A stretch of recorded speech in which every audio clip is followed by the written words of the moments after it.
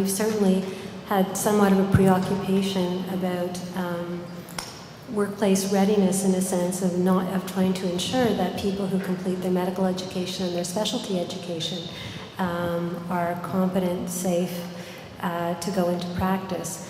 That being said, I think one also needs to reflect on what our definition is of workplace readiness. And I think that it behooves us really to think about our accountability to society in terms of who are we serving, and to question whether we're actually preparing people to serve the emerging needs of society. And I also think that we need to evolve our conceptualization of readiness. I don't think that we evaluate people particularly well in terms of their capabilities as lifelong learners. And I think from the perspective of a professional school, that's a critical capability. I think we need to define teaching and learning far beyond the university walls and include experiences where students have the opportunity to apply their academic knowledge to real-life settings. I think we do need to do that. But the notion that we need to prepare students for jobs rests on the assumption that our jobs are there to be had, and they aren't necessarily.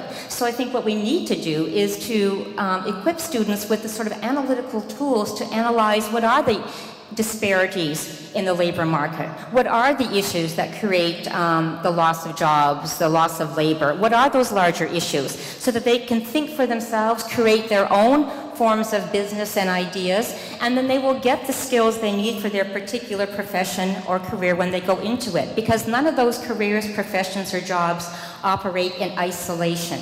They are connected to all other aspects of, again, our increasingly globalized world and the lives of the students who will take them up. I teach philosophy, so I always remember a Simpsons line from a few years ago where Kent Brockman says, "Unemployment, not just for philosophy majors anymore." But we have long been accused and denigrated for our uselessness in philosophy, and the great thing, I think, is that uselessness can actually become a badge of honor rather than a criticism. And by that I mean simply that though we teach many skills, and I'd like to think that we help foster the citizenship that June has been talking about, the most important thing that philosophy teaches is how to live. Socrates said it 2.5 millennia ago, we are here to discuss no small matter, just the question of how to live. And what I like to believe in a great liberal university like this one is that even in the professional faculties and even at the skill provision level in the humanities and social sciences, what we're really here to learn about is how to live.